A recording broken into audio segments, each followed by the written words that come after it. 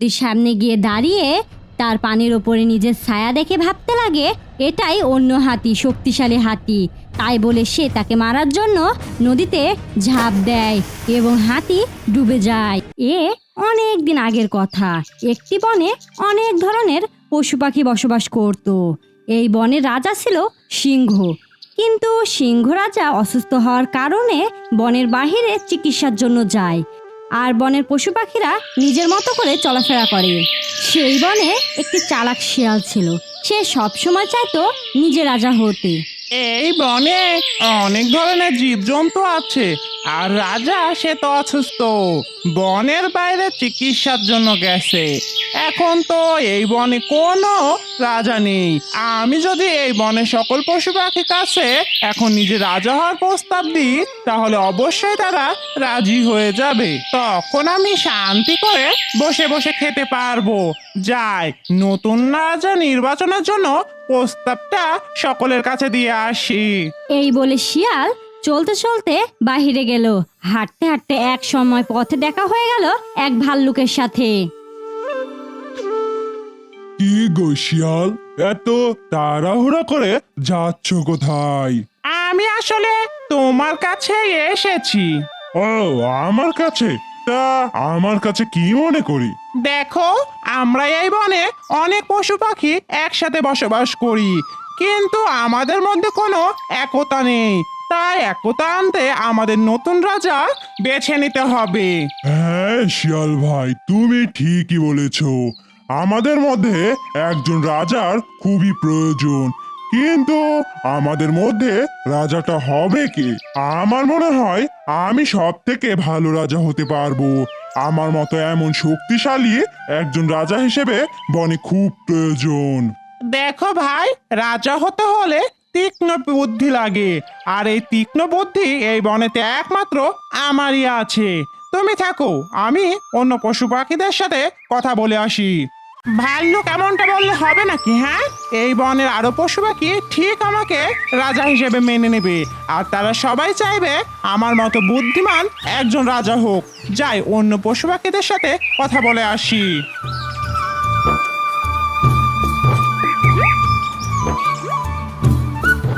কি গো বানর ভাই, এখানে দাঁড়িয়ে কি করছো তুমি? এই তো একটু খাওয়া দাওয়া করতে আর কি। তা তুমি এই ভর দুপুরে চললে কোথায়? আমি আসলে তোমার কাছেই এসেছি। দেখো, এই বনে আমরা সবাই একসাথে বসবাস করি, কিন্তু আমাদের মধ্যে কোনো একতা নেই। সবাই নিজ নিজ মতো বসবাস করে। তাই আমাদের উচিত আমাদের নতুন রাজা নির্বাচন করা। আলে আলে, তুমি তো আমার মনের কথাই বলে দিলে শিয়াল। এই বনে সত্যি একটা রাজা দরকার, আর আমার মতো গাছে গাছে দৌড়ে বেড়ায় তাড়াতাড়ি যেতে পারে এরকম রাজা একটা দরকার। আমার মনে হয় আমি সব থেকে ভালো রাজা হতে পারবো। দেখো, লাফিয়ে লাফিয়ে কখনো রাজা হওয়া যায় না। রাজা হতে হলে তীক্ষ্ণ বুদ্ধি লাগে, আর এই বনেতে শুধু আমারই তীক্ষ্ণ বুদ্ধি আছে। তুমি থাকো, আমি অন্য পাখিদের কাছে যাই। কেমন আছো হাতি ভাইয়া? এই তো ভালো আছি। তা তুমি কেমন আছো? তা তুমি হঠাৎ আমার কাছে কি মনে করে এসেছো? আমি তোমার কাছে খুবই গুরুত্বপূর্ণ একটা বিষয় নিয়ে আলোচনা করতে এসেছি হাতি ভাইয়া। দেখো, আমাদের মধ্যে অনেক ধরনের জীবজন্তু বসবাস করে, কিন্তু আমাদের মধ্যে কোনো একতা নেই। তাই আমাদের উচিত নতুন রাজা নির্বাচন করা। আরে, তুমি তো একদম খাঁটি কথা বলেছো। এই কথা তো আমি আগে ভেবে দেখিনি। কিন্তু এই বনের রাজা হবে কি? তবে আমার মনে হয় আমি এই বনের শ্রেষ্ঠ রাজা হতে পারবো। আমার মতো শক্তিশালী এমন হাতি হতে পারে একজন শ্রেষ্ঠ রাজা। আমি সকল পশু পাখিকে অনায়াসে রক্ষা করতে পারবো আমার শক্তি দিয়ে। দেখো হাতি ভাইয়া, রাজা হতে হলে প্রখর বুদ্ধি সম্পন্ন হতে হয়। আমার মনে হয় এই বনের রাজা হিসেবে আমি শ্রেষ্ঠ, কারণ আমার প্রখর বুদ্ধি আছে। না না, এইভাবে কাজ হবে না। আমাকে সকল পশু পাখিকে এক জায়গায় জড়ো করতে হবে। সবাই যখন একসাথে থাকবে তখন হয়তো ঠিক আমাকে সবাই নির্বাচন করবে, আমাকে রাজা বলে মেনে নেবে।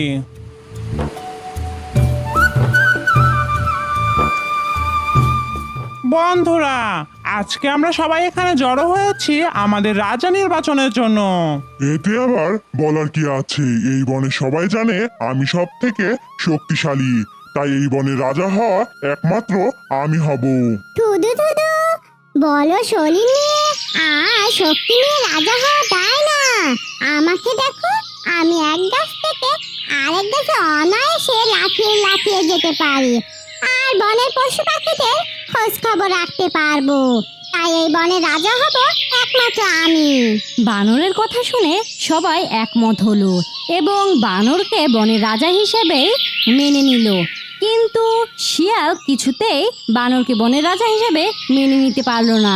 সে মনে মনে খুবই রাগান্বিত।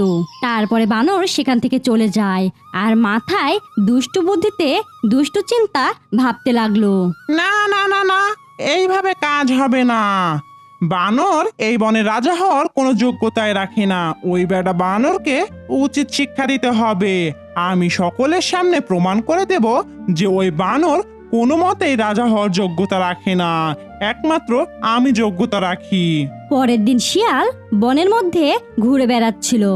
হঠাৎ এক সময় শিয়াল লক্ষ্য করে গাছের একটি ফুটো থেকে একটি মৌমাছি বের হয়ে যাচ্ছে। তখনই শিয়ালের দুষ্টু বুদ্ধি কাজ করে। তখন শিয়াল ওখানে থেকে সোজা বানরের বাড়িতে গেল বানরের সাথে দেখা করতে। রাজামশাই, আমি আপনার জন্য একটি সুখবর নিয়ে এসেছি। বনের ওই শেষ মাথায় একটি কুঠারে অনেক ভালো মন্দ খাবার রয়েছে। সেই সব খাবার একমাত্র আপনারই জন্য। এগুলো কেবল আপনি আনতে পারেন। তাই আপনি যদি ওখানে গিয়ে আমাদের জন্য সুস্বাদু খাবার নিয়ে আসতেন, তাহলে আমরা সবাই মিলে সুস্বাদু খাবার খেতে পারতাম। কি বলো এটা? হ্যাঁ, আমি অবশ্যই যাব। গাছের কোথায় খাবার? আমি তো সবার জন্য অবশ্যই খাবার নিয়ে আসব। তুমিও চলো আমার সাথে, আমাকে তুমি খাবার দেখিয়ে দেবে। মহারাজ, ওই দেখেন গাছ। ওই গাছে যে কোটর রয়েছে, ওরই ভেতরে রয়েছে অনেক সুস্বাদু খাবার। তাই আপনি আর দেরি না করে এক্ষুনি ওর ভিতরে ঢুকে পড়ুন আর আমাদের জন্য খাবার নিয়ে আসুন। দুষ্টু শিয়ালের কথা শুনে যেই বানর মামা ওই কোঠরের মধ্যে ঢোকে, মৌমাছির দল বানর মামাকে কামড়ে কামড়ে একদম ফুলিয়ে দেয়। এটা তুমি কি করলে শিয়াল? এটা তুমি কি করলে? আমি এই বনের রাজা, তুমি আমাকে এইভাবে বোকা বানাতে পারলে? হ্যাঁ, তখন শিয়াল বনের সকল পশু পাখিকে আবারও একত্রিত করে আর বলে, দেখো দেখো, তোমাদের রাজার কি হাল হয়েছে। রাজা যদি নিজেকে সামান্য মৌমাছির হাত থেকে রক্ষা করতে না পারে, তাহলে বনের সকল পশু পাখিকে কিভাবে সে রক্ষা করবে? তোমরা যে যাই বলো, আমি একে কখনোই রাজা বলে মানি না। শিয়ালের কথা শুনে বনের সকল পশু পাখিরা হাসাহাসি করতে থাকে বানরকে দেখে এবং বানরকে রাজা থেকে বাতিল করা হয়। বন্ধুরা, এখন তো আমাদের নতুন রাজা নির্বাচন করা দরকার আবারও। এখন তোমরাই বলো, এই বনের নতুন রাজা কে হবে? আমি আগেই বলেছিলাম এই বনের রাজা হওয়ার জন্য আমি একমাত্র উপযোগী, কারণ আমি এই বনের সব থেকে বড় প্রাণী আর আমার গায়ে অনেক শক্তি। হাতির এমন পরামর্শ শুনে বনের সবাই হাতিকে রাজা হিসেবে মেনে নেয় এবং তাকে রাজা বানায়। কিন্তু শিয়াল এতেও খুশি নয়। সে মনে মনে অনেক রাগান্বিত এবং হাতিকে কোনো মতেই সে রাজা হিসেবে মেনে নিতে পারছিল না। এমনিভাবে বেশ কিছুদিন কেটে গেল। এবার হাতি ছিল বেশ হুঁশিয়ার। সে কখনোই শিয়ালের ফাঁদে পা দিতে চায় না। সে সব সময় নাক চোখ মুখ খোলা রেখে বনে চলাচল করত। কিন্তু শিয়াল ছিল খুবই চালাক আর নাছোড়বান্দা। সে তো কোনো মতেই হাতিকে রাজা হিসেবে মেনে নেবে না। সে হাঁটতে হাঁটতে বনের দিকে যায় এবং সে নদীর এক কর্নারে দাঁড়িয়ে থাকে, ভাবতে লাগে। তখনই তার মাথায় একটি দুষ্টু বুদ্ধি চলে আসে। রাজামশাই রাজামশাই, আমাদের বনে আর একটা হাতি ঢুকেছে।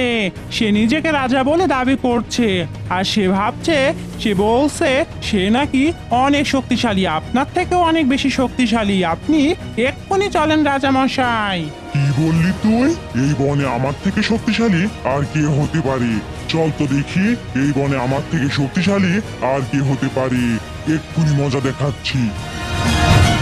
তখন শিয়াল হাতিকে সেই নদীর ধারে নিয়ে আসে, আর হাতি নদীর সামনে গিয়ে দাঁড়িয়ে তার পানির ওপরে নিজের ছায়া দেখে ভাবতে লাগে এটাই অন্য হাতি, শক্তিশালী হাতি।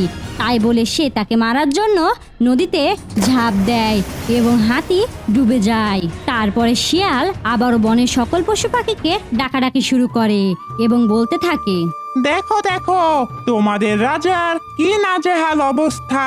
সে তো নিজেকেই নিজে রক্ষা করতে পারে না, সে আমাদের কিভাবে রক্ষা করবে? তোমরা আর যে যাই বলো, আমি একে কখনোই রাজা হিসেবে মানি না।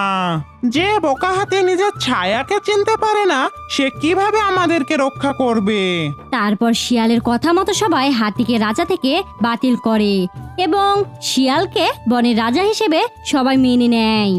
আমার মাথায় অনেক বুদ্ধি, কিভাবে পরপর সবাইকে বোকা বানিয়ে নিজে রাজা হয়ে গেলাম। হা হা হা। এই বনে আমার মতো কেউ বোকা বানাতে পারবে না। সিংহ রাজা যখন ফিরে আসবে, আমি সিংহ রাজাকেও বোকা বানিয়ে নিজে রাজত্ব করব। রাজা হওয়ার মনের খুশিতে শিয়াল বনের মধ্যে হাঁটতে হাঁটতে, নাচতে নাচতে, গান গাইতে গাইতে চলাফেরা করতে থাকে। এমন সময় শিয়াল একটি গর্তের মধ্যে পড়ে যায়। শিয়াল বাঁচার জন্য অনেক চেষ্টা করে এবং সবাইকে ডাকতে থাকে, কিন্তু শিয়ালকে কেউই সাহায্য করতে আসে না, কারণ সে সবাইকে বোকা বানিয়েছে। তাই তারপর বনের সিংহ রাজা ফিরে আসে এবং সকল পশু পাখি মিলে সেই গর্তের সামনে হাজির হয়। আমি হলাম এই বনের শ্রেষ্ঠ রাজা সিংহ। তোমরা সবাই নিজ নিজ ক্ষমতার অপব্যবহার করেছো, কিন্তু আমি রাজা কখনো নিজের ক্ষমতার অপব্যবহার করিনি। সব সময় তোমাদের খেয়াল রেখেছি। আসলে কেউই এই বনের রাজা হওয়ার উপযুক্ত নয়, তাই এখন থেকে আমার রাজত্ব আমি সামলাবো। আশা করি সবাই নিজ নিজ কর্মের ফল পেয়েছো।